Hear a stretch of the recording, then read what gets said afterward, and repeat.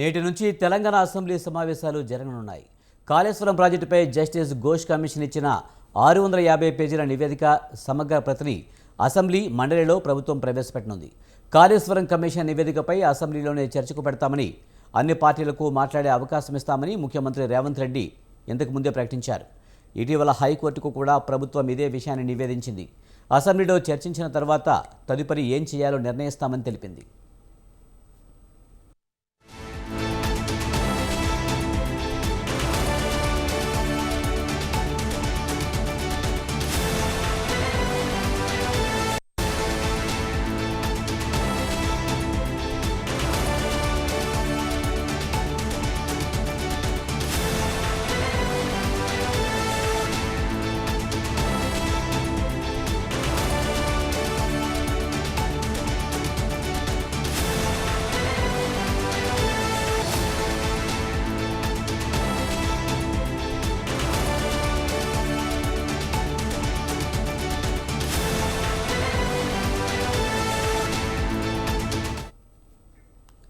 కాళేశ్వరం అంశంపై ప్రభుత్వం సుదీర్ఘంగా చర్చ చేపట్టే అవకాశం ఉంది.